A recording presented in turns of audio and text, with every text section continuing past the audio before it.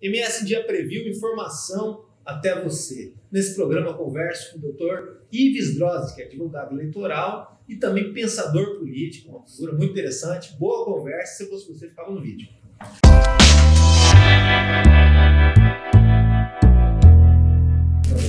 Ives, feliz aqui por você vir. Você é um cara que é muito legal de conversar e que entende muito de política porque já viveu muita política há muito tempo, conhece vários partidos, várias situações e faz questão de estar sempre acompanhando e analisando. Por isso que eu até falei como pensador político, tomei a liberdade quanto a isso, você que é advogado de profissão, mas é uma figura que é um grande articulador porque observa bem a política e entende os movimentos das coisas, né? Vamos falar de direito eleitoral aqui, mas também falar da política, suas nuances, no regional e no nacional. Obrigado, Danilo, e estou à disposição para a gente ter um bate-papo aí sobre direito eleitoral e política em geral. O direito eleitoral ele é como se fosse uma engrenagem, né? A gente pensou o Brasil pensa numa engrenagem mais sofisticada, uma política que ainda é a moda muito antiga. Eu acho que o problema da política no país e, na verdade, do direito eleitoral é que nós sempre, isso não é só no direito eleitoral, nós sempre vivemos de puxadinhos, né? Então faz uma reforminha aqui, uma reforminha só ali. Só paliativo, né? É, paliativo. E agora eles estão tentando um novo código eleitoral, mas que ainda não vai valer para essas eleições, né? Para quê? Para que você une num código só todas as leis esparsas que nós temos em relação às eleições e, enfim, à atividade política. O direito eleitoral ele é uma parte do direito brasileiro que fica submetida ao que parte. Tem o direito penal, o direito civil, para as pessoas entenderem. Ela é uma atividade do direito, ela faz parte do direito, ela tem coisas de direito público, né? Sim. Né? E tem coisas de direito privado. Por exemplo, os partidos políticos têm caráter por uma situação de que o Brasil os partidos não podem se submeter ao governo, né? Então os partidos são entidades de direito privado. Então tem as duas situações. Para que se tenha uma democracia, né? Para que se tenha democracia. Então, de fato, por isso que existe a autonomia dos partidos políticos, né? E daí também a gente vê os desmandos e que a justiça eleitoral nem sempre consegue evitar. Que é como se fosse uma casa de alguém ali e tal. Mais ou menos isso. Agora, assim, tem a justiça eleitoral, né? Que o direito eleitoral atua em cima da justiça eleitoral. A justiça eleitoral é meio que formada antes das eleições. A justiça eleitoral, primeiro, é uma justiça federal. Pouca gente sabe, né? Em que pese a gente ter o TRE, né, Tribunal Regional Eleitoral, mas é uma justiça federal. E ela é formada por 7 juízes eleitorais, que na verdade são desembargadores, né, eleitorais, que eles atuam em segunda instância, mas nas eleições estaduais eles atuam em primeira. Eles são formados 2 advogados, né, que são são nomeados pelo presidente da República por uma lista tríplice que passa pelo Tribunal de Justiça. Se não me engano, são 2 desembargadores, tem membros do Ministério Público também e juízes togados também. E tem um juiz federal também. Então são 7 juízes ali que representam as diversas correntes do judiciário brasileiro e também da advocacia. Agora, assim, o cidadão comum, grande parte da nossa audiência, e até me coloco às vezes também como cidadão comum, porque a gente é leigo em muita coisa, né? Ele assiste uma pré-eleição, às vezes uma eleição, com um certo susto em relação a muitas coisas. Parece que existe uma regra do jogo que ela muda, como se fosse o VAR interferindo numa partida. Por exemplo, quem não podia ser candidato, de repente aparece como candidato no meio do período eleitoral do nada, bem que no meio, para o final. Ou alguém que é candidato, no meio da corrida, às vezes sai, né? E às vezes, ou passa na convenção e não pode registrar a candidatura. Quer dizer, como que não pode? Se o cara estava livre até agora, tal, tudo. As pessoas ficam um pouco sem entender. E muitas vezes também as prisões, né? Que elas acontecem, às vezes, por motivo da legislação eleitoral ou por outros motivos, mas aí afasta o sujeito, ou seja ele quem for, né? Homem ou mulher, do pleito. No que é a pessoa pode deixar de concorrer, ou ir para a cadeia, ou ficar fora dessa corrida por um mandato público? Olha, nós tivemos uma lei muito polêmica que começou a valer a partir de 2010, que é a lei da ficha limpa. Né? Essa lei, num afã da sociedade de moralizar a política, então é aquela assim, ninguém sabe quem que começou primeiro, o ovo ou a galinha, né? O correto seria que as pessoas tivessem consciência política para votar em candidatos que não são honestos. Quer dizer, o filtro tinha que ser a gente. Tinha que ser o povo. Numa democracia é assim. Mas, como o Brasil, infelizmente, nós temos nossos problemas culturais, educacionais, convencionou-se a quê? É que a pessoa que tem condenação em grau colegiado, ou seja, em segunda instância, fique fora da disputa eleitoral por um determinado período. Então, 8 anos a partir da condenação.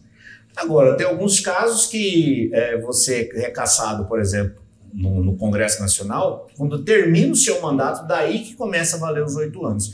Então, você vai tirando também pessoas da política e aí você não tem quem substitua.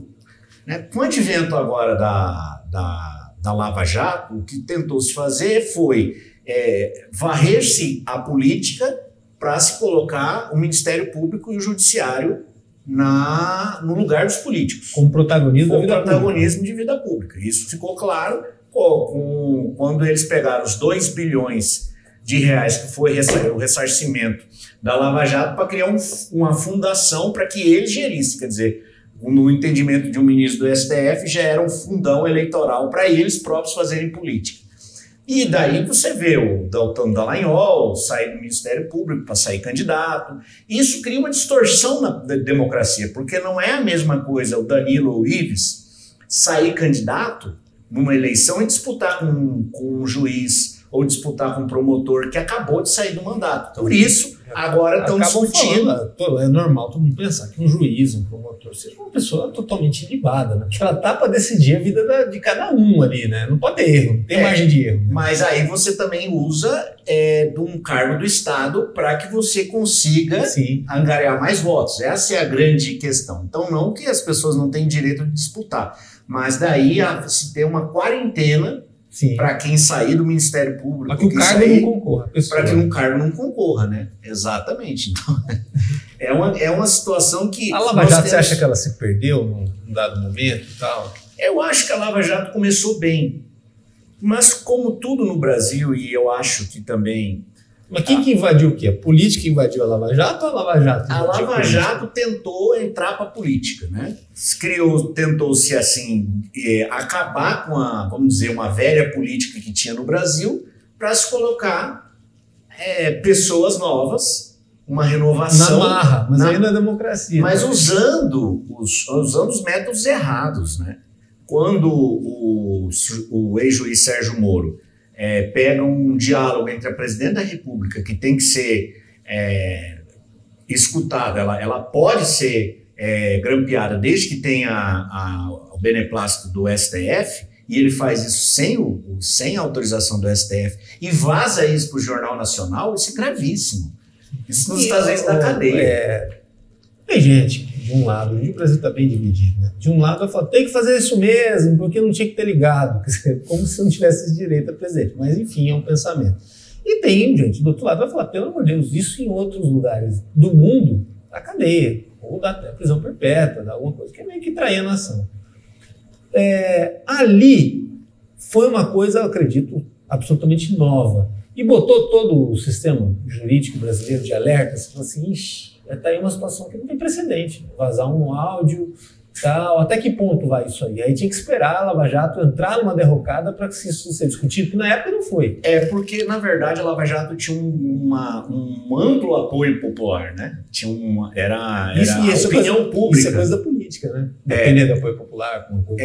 Da política, mas assim, aqui no Brasil nós estamos vivendo um momento em que as instituições se pautam pela opinião pública, muitas das vezes. Né? Eu já ouvi de líder, não quero aqui entrar em detalhe da pessoa, mas de um líder de uma importante instituição, falar, olha, a gente só toma posição quando a maioria da opinião pública está a favor. Sendo que, em alguns casos, você tem que ser contra-majoritário. Porque a democracia é isso. Uma hora você é minoria no pensamento, na opinião, daqui a pouco você é maioria, depois você volta a ser minoria. Isso é democracia. Sim. É um regime democrático, inclusive, de mudar de opinião. Mas no caso concreto da Lava Jato, se fosse fazendo vários atos ali, que ficou claro que era uma situação, inclusive, de destituição do partido que estava na presidência da República, impopular naquele momento, sim, a gente sabe, mas que tinha um líder super popular, que é o Lula, que é candidato agora de novo e está liderando as pesquisas, e ele se utilizou de um expediente que era, na verdade, a investigação em cima de fatos ligados à Petrobras, que nada tinha a ver com a situação do triplex e nem do... Isso que eu ia perguntar. E nem do sítio. Voltando lá naquele começo, é por isso que o Lula é candidato, no caso. Assim, ele chegou a ser condenado em segunda instância, né, tudo mais. Só que isso daí não valeu, voltou para a primeira instância e não era com ele o lance, era mais com a Lava Jato. Porque na tese... Mas não foi só ele que teve essa condenação. Na tese da acusação é que ele seria um grande chefe de quadrilha, não sei o que e tal. Mas são conjecturas de delações e tudo mais, né? A partir do momento que a justiça da delação foi estreado praticamente. Mas ele foi... Eu não queria usar uma palavra mais forte, mas ele foi... de tal forma esgarçado, né? Entendi. Porque você colocava uma pessoa para falar uma coisa, daqui a pouco a pessoa desmentia. E eles combinavam versões. Né? E na delação, você tem que só falar aquilo que você tem como provar. Mas aí virou fofoca. Aí virava fofoca. Não, porque um dia ele me falou isso, outro dia ele falou aquilo, sem prova, e isso vazava na imprensa para acabar a reputação de algumas pessoas. E aí virava verdade. Então, o Lula é candidato por quê? O Lula que muita gente botou bonequinho lá inflável, chama de ladrão, tudo que hoje ele é candidato, ele lidera as pesquisas. Como que ele consegue ser candidato? Ele consegue ser candidato porque o STF entendeu em um dos recursos da defesa que o foro competente, o estado competente para julgar não era o Paraná. E de fato não era mesmo, porque... ele governava o Brasil, ele ficava em Brasília e vota em São Paulo. E as coisas dele em São Paulo. O próprio Sérgio Moro admitia isso. Mas são coisas no Brasil que eu sempre falo que às vezes a coisa nunca acontece pela forma que deve ser feita, sim, mas por outra situação. E de fato existiam outras ilegalidades no processo judicial que a gente sabe que teve. Por exemplo, ele não tinha prova. Ele só condenou com base em indícios e prova testemunhal. Mas você tem que ter uma prova contundente, porque no direito penal brasileiro, o indúbio pro réu. Né? Porque se você tem dúvida, se você não tem prova cabal daquilo, você tem que absolver. Isso é a regra geral do direito penal brasileiro. E no caso do Lula, ele tanto não tinha prova, como também tinha um elemento de parcialidade do Sérgio Moro, que na verdade não entrou nessa discussão. O que entrou foi exclusivamente a questão de territorialidade. Então foi anulado todo o processo judicial e se encaminhou, se não me engano, para Brasília, né? Então lá o tribunal lá de Brasília que deu entrada agora com o trâmite dessa ação. A Lava Jato foi baseada, muita gente fala, nas mãos limpas da Itália. Sim. Né, que investigou a máfia italiana, onde morria gente pra caramba. Né? O pessoal acordava e tinha lá um presunto na calçada e tudo mais. E um modus operandi que invadia a política, invadia a economia, invadia o turismo local, agronegócio. O crime organizado ele se ramifica em várias situações para poder dinamizar a sua capacidade econômica. A política ela também dinamiza em várias situações, mas não é tão assim quanto o crime. Né? Não tem gente morrendo toda hora, como lá naqueles anos 70 e 60 da máfia italiana, que culminou depois na Operação Mãos Limpas. O direito italiano ele é tão diferente do brasileiro, trazer uma solução que foi adaptada lá daquele outro país para cá e colocar para ser o remédio da política brasileira foi um exagero, talvez? Foi um completo exagero, por duas razões. A Itália não é exemplo de nada, nem na política hoje. Os primeiros ministros lá, caem a cada 2 anos. É um país extremamente instável do ponto de vista político. Só não é pior porque, por questão econômica, eles ganham muito dinheiro, né? Porque está na Europa e tal. Então, eles não têm partidos políticos sólidos. Foi governada há muitos anos por um dos maiores magnatas, que é o Silvio Santos da Itália. Então, você imagina o Silvio Santos comandando. O Silvio Santos, como apresentador, maravilhoso. Mas não é por conta disso que ele seria um bom político. Que foi o Silvio Berlusconi. Não foi um bom primeiro-ministro para a Itália. E lá na Itália, hoje, a antipolítica é tão grande que lá tem um partido chamado 5 Estrelas, que é comandado pelo Beppe Grillo, que é um humorista, e que é uma esculhambação total a política na Itália, né? Não vai muito longe. Elegeram a Cicciolina, lá, deputada federal. Então, e pior, tem um documentário no Netflix que poucas pessoas assistiram, chama Vendetta, que fala sobre o que virou o sistema judicial italiano, principalmente na Sicília. Lá, se um juiz recebe qualquer tipo de denúncia, que o Danilo, por exemplo, aqui com o site dele, tem uma amizade, toma uma cerveja com alguém que pode ser da máfia, ela tem o direito de vir e confiscar seus bens. E no caso em específico desse documentário, a juíza não só confiscava os bens da pessoa, como ela nomeava para ser o administrador judicial o próprio marido. Nossa. Quer dizer, contraditório e ampla defesa não existe na Itália. Entendeu? Então a presunção de inocência também não. Então imagine a gente trazer esse exemplo de lá para cá e quem tem uma atividade comercial ficar à mercê de um juiz ou do Ministério Público. Aplaude quem não for vítima disso, né? Porque hoje é com um, amanhã pode ser com outro, né? Qualquer né? Quando não tem um sistema democrático e de leis que preserva todos, dá nisso, né? A coisa fica aleatória. E aí, o que também eu acho que traz o Lula de volta, depois dessa absolvição, dessa anulação dos processos dele, é que a elite pensante do Brasil, vamos dizer assim, e obviamente o povão, perceberam que foi um grande erro a eleição do Bolsonaro. Por quê? Porque ele é uma ameaça às instituições democráticas, é uma ameaça ao Estado Democrático de Direito, né?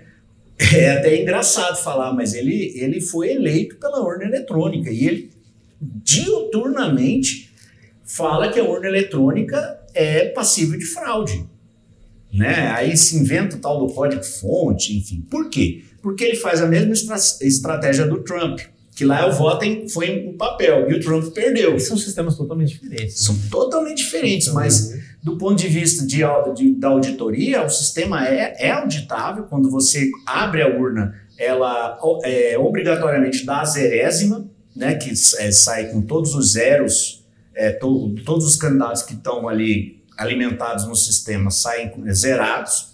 E também não dá para ter um ataque hacker porque ele é offline, ele não é online, ele não tem ligação com o sistema. É a mesma coisa que essa placa que sofreu um ataque hacker. Exatamente. A placa de plástico, ela não está ligada a nada aqui. Exatamente isso. Então, assim, e aí é até divertido, porque às vezes você chega para uma pessoa que defende, que apoia Bolsonaro e defende que tem que ter voto no papel, porque a urna foi fraudada. Eu falo assim, mas como é que você fala isso se o Bolsonaro ganhou a última eleição? Ah, mas ele era para ter ganho no primeiro turno. Eu falei, mas que sentido faz você fraudar uma eleição para você perder no segundo turno e não no primeiro?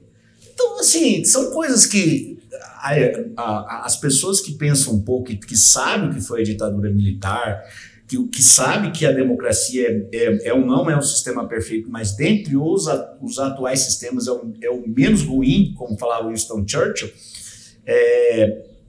isso tudo dá mais ainda força para a volta do Lula, porque ele é, vamos dizer assim, o fiador da nossa democracia hoje. Agora, como alguém tão ligado na política, e você sempre foi um cara muito independente, você já trabalhou com figuras políticas diferentes, você já teve a chance de também estar em gestão pública e tudo mais. A nossa democracia ela é uma criança, infelizmente. E aí as pessoas precisam amadurecer para que essa democracia também amadureça. Eu falo da questão do pensamento na consciência. A gente tendo algum resultado que seja diverso a quem está no poder na presidência da República hoje, tem alguma chance das instituições serem testadas, como aconteceu nos Estados Unidos? E pós essa eleição, acho que a pior forma de atacar a democracia é na abstenção também, né? Muita gente deixa de votar. Você acha que o voto livre ou poderia ser um caminho, ou o voto tem que ser obrigatório, justamente por causa do momento da nossa democracia ainda está em evolução? Eu acho assim, primeiro essa questão do voto obrigatório, o eleitor já não entende dessa forma, né? Ele já não entende, não entende mais como obrigação, porque você pode justificar por aplicativo. E ele descobriu, inclusive, que se você não justificar, você paga R$3 de multa. Então, às vezes, é mais barato você pagar os R$3 do que você pegar um passe de ônibus para ir votar. Então, enquanto a isso, eu não vejo como se fosse se nós fizéssemos o voto facultativo, se isso fosse bom para a nossa democracia. Mas o que eu acho de fato é que as instituições brasileiras estão sendo atacadas há 3 anos. E essas instituições estão se preparando. Dia 7 de setembro do ano passado foi um grande exemplo disso. Havia planos de invasão do STF durante a noite, durante a madrugada. Tinham, para mim, terroristas, pessoas que estavam ali fazendo terrorismo, militantes lá do golpe, né? Que o presidente fala todo dia, e que eles queriam entrar e quebrar tudo no STF. Como se isso fosse... conseguisse dar um golpe nisso, porque os ministros podem se reunir de forma virtual, podem se reunir em outro local. Não é isso que vai resolver o problema. Isso aí me fez lembrar aquela história da Câmara Municipal aqui de Campo Grande, que estava discutindo se comprava o prédio, se não comprava, tá vendo? Falavam que ia fazer uma sessão na praça, não foi? Isso, falaram embaixo de uma árvore. Era. Embaixo de um pé de mangueira. Mas depois compraram, né? Depois não precisou de tudo isso. Mas daria também, na beira de uma piscina, os ministros do STF... Eu acho assim, de verdade, nós não vivemos mais uma época como foi 64, em que para você saber, para você reagir a um golpe de Estado, você tinha que ligar, por exemplo, do Brizola tinha que ligar para o Rio de Janeiro fazer ligação para o Nordeste fazer para o Norte para falar com o governador. Não é mais assim, né? A ordem internacional e os países não vão aceitar. Então eu acredito que todo mundo já sabe qual vai ser a reação se for a derrota do atual presidente, mas está todo mundo de alerta também para que... E vi movimentos muito positivos do Exército, dos militares da ativa, que não concordam com qualquer aventura golpista. Isso eu acho que é muito importante. Nessa campanha, diferente de outros, você não é candidato, não é pré-candidato, mas já foi e conhece bem também como que é disputar uma eleição, enfrentar estruturas, né? Sim. E agora tem um fundo eleitoral, vou até perguntar se você é a favor ou contra e por que você tomou a sua posição. E aí também, claro que quando a gente fala disputar contra estruturas, significa muitas vezes disputar contra ilegalidades também, né? O cara que joga sujo e aí por isso consegue ganhar, né? Cooptando eleitor e tudo mais. Você acha que a gente está evoluindo nesse caminho, com fundo eleitoral, tudo ou não? Eu acho que o fundo eleitoral, hoje, eu fiz até um artigo defendendo o fundo eleitoral, esses tempos atrás. As pessoas veem 5 bilhões para o fundo eleitoral, é muito dinheiro mesmo. Mas se você for ver e dividir e ver quanto foi arrecadado em 2014, que foi a última eleição que teve doação de empreiteiras, empresas, é mais ou menos o mesmo valor que se gastou naquelas eleições, com uma diferença. Naquelas eleições, os políticos que foram eleitos ficaram devendo para essas empreiteiras, para essas empresas. Agora não, né? O político pode ter a independência de ser candidato e por outro lado, sem ter a reciprocidade com a empresa. Por outro lado, também se a gente acaba de vez com financiamento, as pessoas que não são ricas não podem ser candidatas, né? Agora, eu acho também que o que nós precisávamos ter um modelo híbrido, que é o fundo eleitoral menor, acho que o fundo eleitoral para financiar as coisas básicas de campanha e que você tem um desconto no imposto de renda para as pessoas que queiram doar. Então você cria uma ligação direta entre as pessoas né? E os políticos, os partidos políticos. Até porque tem partido e político, não vamos citar nomes aí, mas é sabido por muita gente que acompanha a política, que apesar de estar com baita fundo eleitoral para administrar, ainda está recorrendo às empresas e aí não tem como a mudança da lei transformar as coisas, né? Assim, o fundo eleitoral é uma coisa assim, é uma bola, é uma dividida que ninguém quer falar, porque de fato não entra na cabeça Mas serve para tornar pessoas. o jogo mais equânime, né? Menos injusto, né? E de fato eu acredito que o correto seria que a gente pudesse ter modelos de doação com abatimento no imposto de renda, né? E evidentemente continua com fundo eleitoral, mas um fundo eleitoral menor e com mais critério. Então agora já criaram 30% é obrigatório para as mulheres, já tem obrigatoriedade para negros, candidaturas de negros. De cotas, né? Então já estão tendo essas cotas. Por outro lado, eu acredito que se a gente pudesse diminuir o número de partidos políticos e democratizar mais a gestão deles, seria também muito positivo, porque aí você conseguiria democratizar mais o acesso a esse fundo eleitoral. E assim, de verdade, tem muita gente que acha que esse fundo vai para o bolso de quem sai candidato. Não vai. O fundo fomenta a economia. Sim. Ninguém pega o dinheiro e embolsa o dinheiro. Você tem que prestar conta para o judiciário. O judiciário é rigoroso. E para quem não presta conta direito, fica sem poder se candidatar depois, pode até ser preso. Não, inclusive o judiciário agora tem entendido que, por exemplo, se o Danilo é meu irmão e eu contrato você com dinheiro do fundo eleitoral, tem que pagar. Ele tem que devolver esse dinheiro. Então não é um dinheiro que vai para o bolso do candidato ou da candidata. Esse dinheiro vai para pagar adesivo, santinho, advogado, cabo eleitoral. Esse dinheiro volta para a sociedade, para a economia de alguma forma.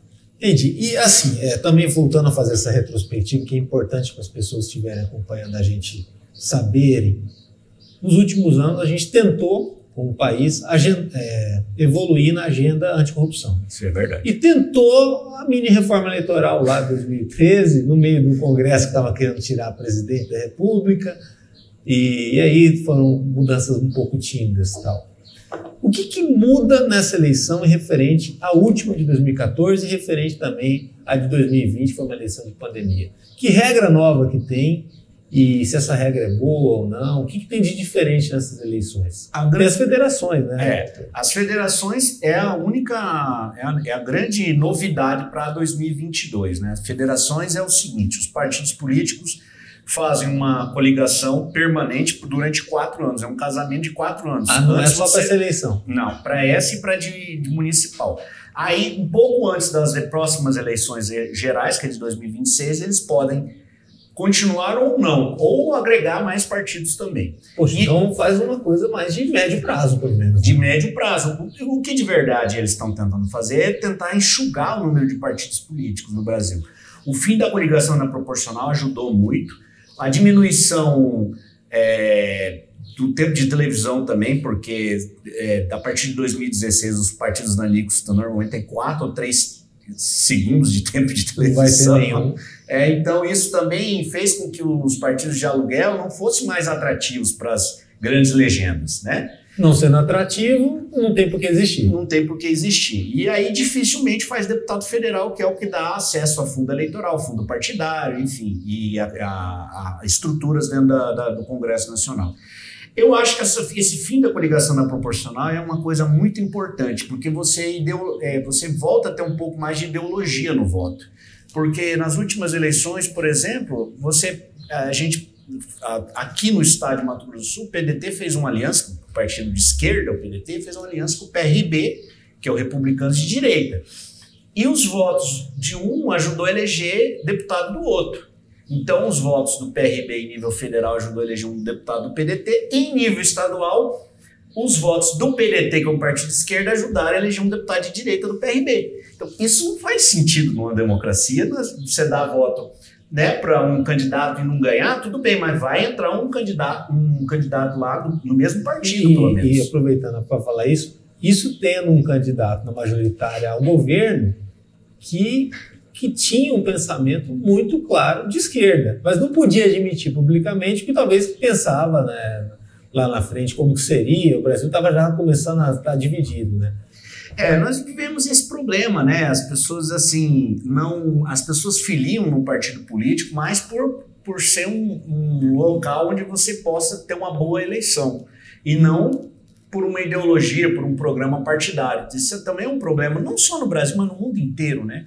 É o que você vê na França, por exemplo. Né? É o que você vê na França, por exemplo, a Inglaterra menos, que lá são 3 partidos na Inglaterra, né? Mas um outsider conseguiu entrar dentro de um partido conservador e ser primeiro-ministro. Nos Estados Unidos, um outsider também conseguiu entrar no Partido Republicano e ser presidente.